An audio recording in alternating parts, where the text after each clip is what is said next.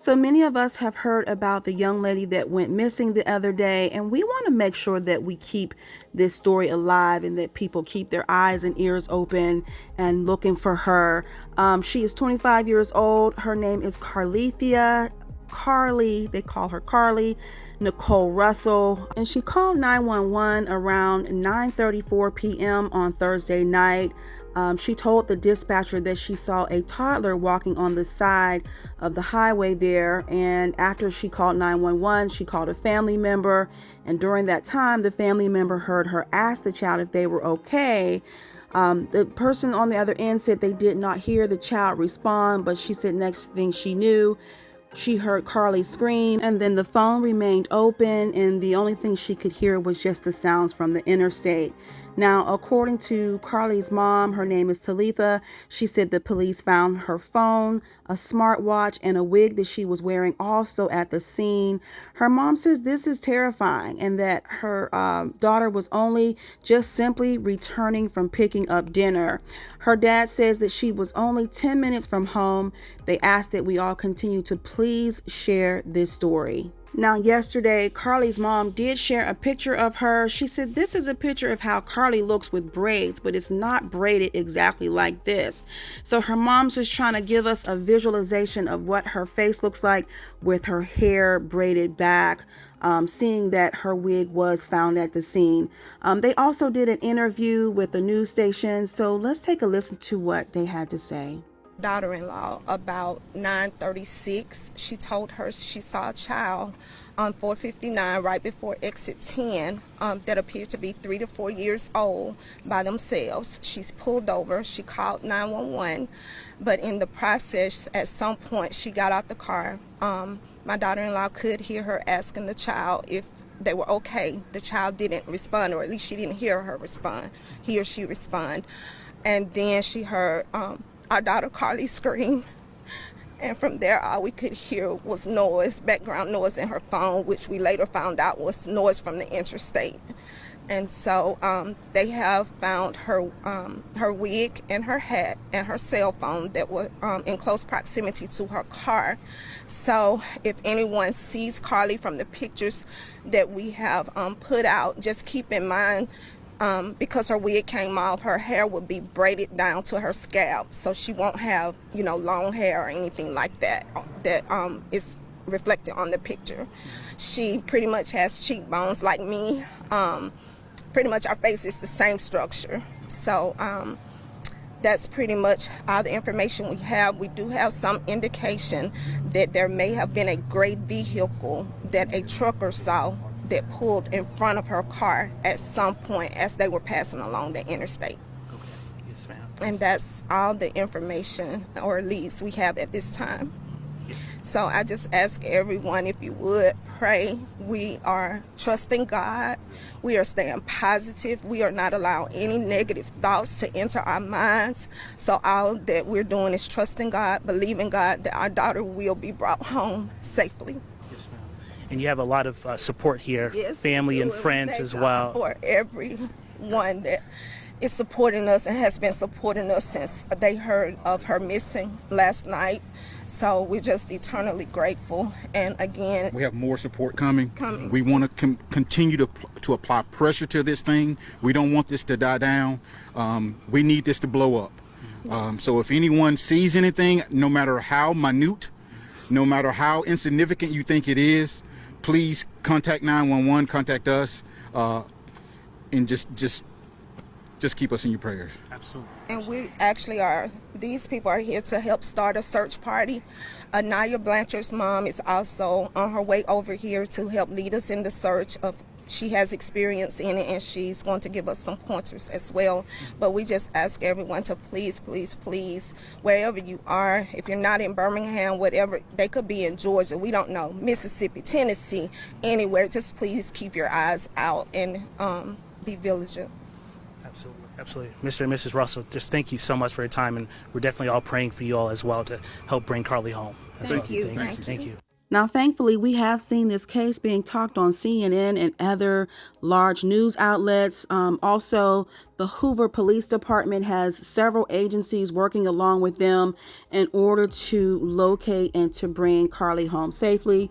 Let's take a listen to what the Hoover Police Department had to say. I want to relay some of the facts as we know them so far and a few additional details that we've been able to uncover in this case. On July the 13th, at approximately 9:34 p.m., the Hoover 911 Center received a call from a 25-year-old female on I-459 southbound near mile marker 11. She reported that she saw a toddler walking on the side of the interstate. After calling 911, the caller stopped to check on the child and also called a family member to report the same details. The family member lost contact with the caller, but the line remained open. Police officers who were already en route to the location of the initial 911 call located the female's vehicle as well as some of her belongings at the scene. They were unable to find her or a child in the area, and Hoover police have not received any additional calls of someone missing a small child. Detectives are currently investigating these incidents and are requesting the public's assistance to help locate Carlethia Nichole Russell. She's described as a 25-year-old black female who is 5'4", 150 to 160 pounds. She was last seen wearing a black shirt, black pants, and white Nike tennis shoes. Carlee got off work last night around 8:20 p.m. from a business at the Summit in Birmingham. She's also believed to have stopped to pick up food from a business at the Colonnade before driving towards Hoover on I-459, where she stopped near mile marker 11. That location is between the Galleria flyover and exit 10 for Highway 150. A single witness has reported possibly seeing a gray vehicle with a light-complected male standing outside of Carlee's vehicle, but we have no further information on that individual or the vehicle at this time. No piece of information is too small in this investigation. If you have any information, please contact Detective Brad Fountain at 205-444-7562 or Sergeant Drew Mims at 205-739-7274. You can also call Crime Stoppers of Metro Alabama at 205-254-7777 if you wish to remain anonymous. An anonymous donor has offered $20,000 for the safe return of Carlee Russell, in addition to $5,000 offered by Crime Stoppers. Again, you can call Crime Stoppers if you wish to remain anonymous, or you can call either of the investigators whose numbers I provided. The Hoover Police Department is currently partnering with many of our local, state, and federal partners in this investigation, and we're very grateful for the outpouring of support from our local community as well as the law enforcement community. We will continue to provide periodic updates as we have them, and we'll utilize our Twitter account at Hoover PD to release any pertinent information to the public. We would also ask the community to keep the Russell family in your thoughts and prayers during this very difficult time. At this time, I'll take a few of your questions. Do you believe that she was taken by someone perhaps when she pulled her car off? We currently are investigating every possibility in this case. We're certainly leaving nothing off the table. Was her car door left open? I don't know the answer to that. And is there any mentality that this child might have been bait, or if there ever was a child? You said there's no missing persons cases for children. Again, with all of those details, we're leaving nothing off the table and no stone unturned in investigating some of these facts. Are you all getting a great deal of tips? There's a great deal of public awareness. I know folks are handing out flyers. Are you hearing from the public on this? Yes, we are. We've received a lot of tips, and as each of them comes in, we're assigning investigators to investigate those and see where that information leads. You may have said this already, but what are any other agencies assisting you, and if so, what are they? Yes, we've partnered with numerous local agencies, too many to name, as well as federal and state partners. Pretty much everybody that we have a great relationship with in law enforcement is involved in this investigation. Have you had any sightings of Carlee Russell? We don't know. Again, when we get a tip, we investigate that and follow up to the best of our ability. And I know that families organize their own search. Are the police doing any organized searches? Yes, we have a myriad of resources. Everything we have at the Hoover Police Department, in addition to those partners, is involved in this investigation right now. As you said, the family is doing some searches as well, and we're maintaining very close contact with them in that process. Do we know if Carlee had hung up, or did the dispatcher hang up when you guys had got that initial call? Carlee was actually on the phone with a family member when the call was terminated. However, the phone line remained open, and we followed up from there. But she had called 911, correct? Yes. So how did that 911 call end? I'm not sure. Is there a way we could get the 911 call? I don't have that at this time to provide to you. Family members said that they heard her scream before the line was left open. Have you guys heard that in your investigation so far? The family has relayed everything that they are aware of to us, and again, we're following up with any information that were provided. The family asked if it was possible to put out an Ashanti alert, I believe.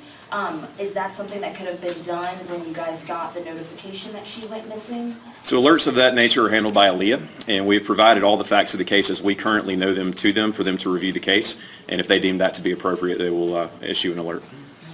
Can you tell us who people should contact over the weekend as the search kind of continues? Yes, I'll repeat the same numbers. The two gentlemen to my right are Detective Brad Fountain and Sergeant Drew Mims. They're with our Crimes Against Persons unit.